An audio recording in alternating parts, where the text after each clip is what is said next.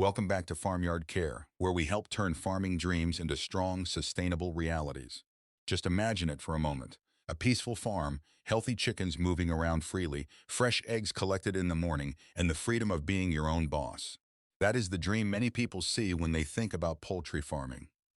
But let me ask you something important. Are you planning to start a poultry farm soon? If your first idea is to rush out, buy 100 cute, chirping chicks, and figure things out later, I need you to pause right there. Please, do not buy those chicks yet. The truth is, many beginners fail in poultry farming before the business has even properly started. And most of the time, they do not fail because they are lazy or unwilling to work hard. They fail because they plan the wrong things first. They spend all their excitement and money on buying birds, but they forget to calculate the full cost of production that comes after. Poultry farming may look simple from the outside, but it is both an art and a science. It is a strict business where small daily actions must be done correctly, consistently, and on time. If your planning is weak, the farm will expose that weakness very quickly. Feed costs, disease pressure, poor housing, bad timing, and weak records can punish a farmer faster than expected. So today, we are going to remove the sweet illusion and look at the real side of poultry farming. I will walk you through what must be planned before you ever visit a hatchery or place an order for chicks. Get your notebook ready, stay with me, and let's go through the 8 critical pillars you need to plan before starting your poultry farm business. Part 1. The reality check. Feed is your real boss. Let's begin with the biggest reality check every new poultry farmer must understand. Chicks are not your real cost. Feed is your real cost. Many people say, I want to start with 500 broilers, and that sounds like a clear plan. But when I ask them how many bags of feed those 500 birds will eat from the first day until market age, many cannot answer. If you do not know that number, you are not really planning a farm. You are simply guessing your way into a business that does not forgive mistakes easily. Feed can take up about 65% to 75% of your total production cost. That is why one number must stay in your mind from the very beginning. Feed conversion ratio, or FCR. FCR simply tells you how efficiently your birds convert feed into meat or eggs. For example, if a broiler has an FCR of 2.0, it means the bird needs 2 kilograms of feed to gain 1 kilogram of body weight. But if that FCR slips to 2.5, you are now using much more feed to produce the same amount of meat. That small difference may look harmless on paper, but in real farming, it can quietly pull a huge amount of money out of your pocket and destroy your profit margin. This is where many beginners make a costly mistake. They try to save money by mixing local feed without understanding nutrition, or they buy the cheapest feed they can find. But a cheap feed that gives poor growth is not truly cheap. In the long run, it becomes one of the most expensive decisions on the farm. Your birds may eat the same quantity, but if the nutrients are not balanced, they will not gain the weight you expect.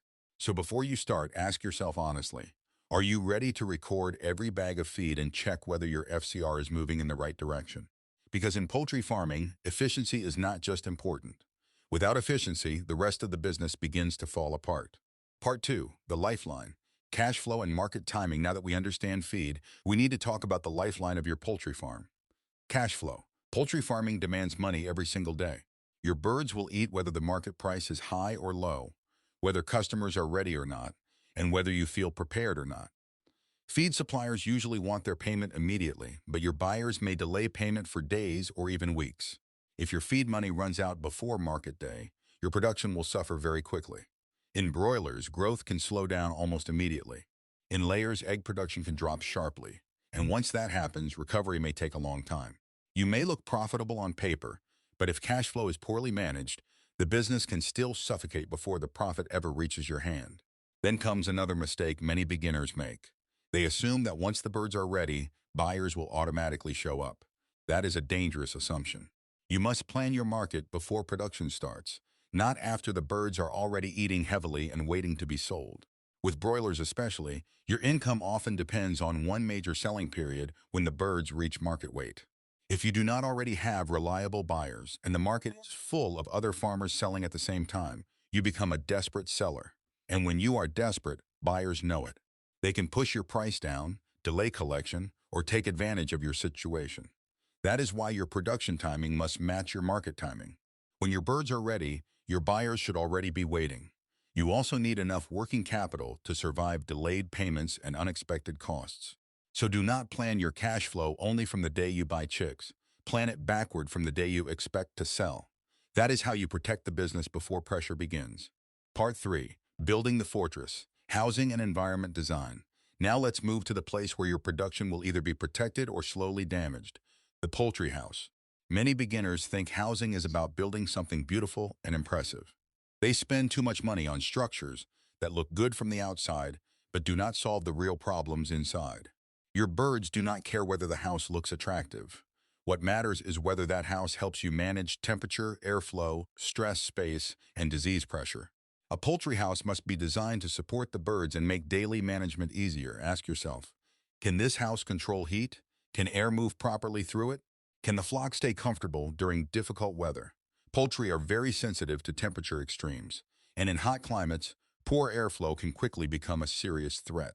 If the house is not designed for proper ventilation, such as using good airflow systems and cooling support where needed, birds can suffer from heat stress. When a bird becomes too hot, it does not focus on eating and growing. It starts panting just to survive. Feed intake drops, feed conversion becomes worse, and mortality can rise. So a poorly designed house does not only make birds uncomfortable, it directly attacks your profit. Space is another area where many farmers are tempted to make a bad decision. It is easy to think that putting more birds in a small area will bring more profit. But poultry farming does not work that way. Overcrowding reduces access to feed and water, increases stress, and creates the perfect condition for disease to spread faster. For broilers, controlled houses may use a density of around 32 to 36 kilograms per square meter, while traditional systems usually need more space per bird. The exact plan depends on your system, climate, breed, and management ability. But the principle is always the same. Your housing must protect the comfort and performance of the birds. Think of the poultry house as a fortress built to protect your investment. If it is designed only for the builder's convenience, you will pay for that mistake every day. But if it is designed around the needs of the birds, it becomes one of the strongest foundations of a profitable poultry farm. Part 4. The Silent Partner Equipment Readiness. Imagine this situation. A truck arrives with 2,000-day-old chicks, and you are rushing around trying to arrange drinkers, open feeder boxes, and prepare the brooding area. It may sound unbelievable, but this mistake happens more often than many beginners realize. Equipment readiness must be planned completely before the birds arrive. Every feeder, every water line, every drinker, every heating brooder, and every cleaning tool should already be in place, tested, and ready to use. In poultry farming, the first day is not the time to discover that something is missing or not working. If your equipment is not enough for the number of birds you are raising, management problems begin immediately. The birds will start competing for feed and water. The stronger ones will push ahead and grow well, while the weaker ones will fall behind. Before long, you will have an uneven flock, and an uneven flock is much harder to manage, treat, feed, and sell. But readiness is not only about having enough equipment, it is also about having the right equipment. Are your feeders designed to reduce feed spillage? Because every handful of feed wasted on the floor is money leaving your farm. Do you have a clean and reliable water source? Water is life in poultry farming, and birds usually drink about twice as much water as the amount of feed they eat. So before your chicks arrive, check everything carefully. If the equipment is not ready, the farm is already under pressure from day one.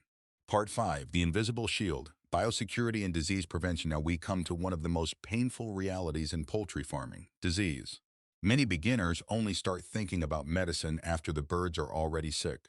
But serious poultry farmers understand one important truth. Disease control must be planned long before the chicks arrive. Once an infection enters the flock, treatment can become expensive. Growth can slow down, and mortality can destroy months of effort. Even when some birds recover, the flock may never perform as well as it should. That is why prevention is always cheaper, safer, and smarter than recovery. This is where biosecurity becomes essential. You must build an invisible shield around your farm. Do you have a clear line of separation? This means a physical boundary between the clean poultry house and the outside world, where contamination can enter. Do you have a perimeter buffer area that limits unnecessary movement around the farm? Wild birds, rodents, visitors, dirty footwear, and careless movement can all bring dangerous pathogens into your flock. You cannot allow people or animals to move freely through the farm without control. One small weakness in biosecurity can open the door to a serious disease outbreak. A proper vaccination program is also non-negotiable. You need to know which vaccines your birds require from day 1, day 7, and through the rest of the cycle. Diseases such as Newcastle, infectious bronchitis, and Gumboro can cause serious losses if birds are not protected. Vaccines are like the armor your flock wears before facing disease pressure. You should also be ready to follow an all-in, all-out management system to help break the disease cycle between batches. If you do not take biosecurity seriously, the farm will eventually teach you that lesson in the hardest way. Part 6. The Golden Window, Brooding and Early Adaptation. Now let's look closely at one of the most important stages in a bird's life, brooding. The first few days after chicks arrive are not about profit yet. They are about stability, comfort, and survival. The chicks are moving from the controlled environment of the hatchery into your farm, and that change is stressful for them. Before the chicks arrive, the brooder must be fully prepared. The heating system should be working properly, and the floor temperature should be around 85 to 90 Fahrenheit, or 29.4 degrees Celsius to 32 degrees Celsius. If the brooder is too cold, chicks will huddle together, become weak, and may even suffocate. If it is too hot, they will move away from the heat, pant, and quickly become dehydrated. At this stage, you must become a careful observer. Watch the chicks closely. Are they spreading evenly? Are they eating? Are they drinking? Early access to feed and water has a direct effect on future growth and flock uniformity. If chicks do not start strongly in the first critical hours, their development can be affected for the rest of the cycle. You may later face poor growth, uneven body size, and more management problems. Brooding is the foundation of the entire production cycle. Build that foundation well, and the flock has a much better chance to perform strongly. Part 7. The daily grind, labor, consistency, and observation. Let's talk honestly about the daily reality of poultry farming. This business is highly sensitive, and it does not forgive inconsistency. It is not something you check only on weekends or only when you feel like visiting the farm. Your birds depend on a steady routine every single day, and even small delays can quickly affect performance. Late feeding, missed vaccinations, dirty water, poor cleaning, or careless management can all cause production to drop. So you must ask yourself, who is really managing the farm? If you hire workers, do they understand poultry behavior, feeding routines, hygiene, and early warning signs? Many beginners think anyone can simply throw feed into a pan, but serious poultry farming requires trained eyes and disciplined hands. Observation is one of the strongest tools you have. Your birds will usually show signs before a major problem becomes a disaster. Are you checking their feed intake every day? A sudden drop in consumption is often the loudest warning that disease, heat stress, poor water quality, or another problem is entering the flock. Are you watching for abnormal droppings, dull birds, weak movement, coughing, or unusual behavior? A good farmer does not wait until the whole flock collapses.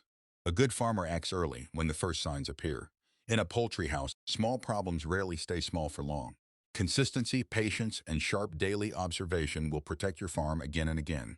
Part 8. Your ultimate scorecard. Record keeping and data. Finally, we come to the pillar that separates casual beginners from serious poultry farmers. Record keeping.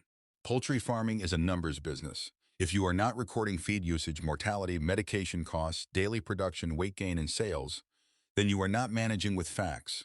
You are depending on guesswork, and guesswork is dangerous in farming. Think again about feed conversion ratio. How can you know your real FCR if you are not recording exactly how much feed entered the house and how much body weight or egg production came out? Without records, money may move through the farm every day, and you may think the business is doing well. But later, you may discover that weak margins, hidden feed waste, disease losses, and poor performance have quietly drained your profit.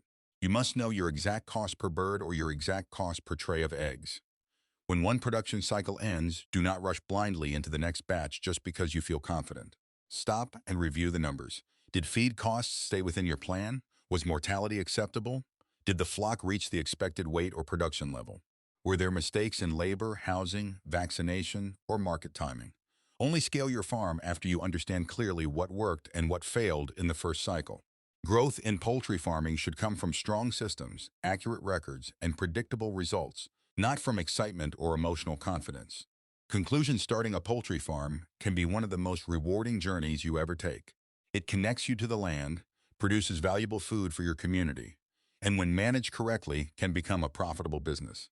But as we have seen, poultry farming may look simple from the outside, while the execution is strict and unforgiving. Success is not about doing many things randomly. It is about doing the right things properly, consistently, and at the right time. You must understand your feed cost, protect your cash flow, design a comfortable environment, prepare the right equipment, take biosecurity seriously, manage brooding carefully, observe the flock daily, and let records guide your decisions. So are you truly ready to begin? If you plan carefully before buying that first chick, you are not just starting a small poultry farm. You are building the foundation for a strong, resilient, and profitable farming business. Thank you for joining Farmyard Care today. If this message helped you rethink your poultry farming plan, hit the like button, subscribe to the channel, and share your questions or experiences in the comments. Let's continue building a community of smart, prepared, and successful farmers. Until next time, keep planning, keep observing, and take good care of your farmyard.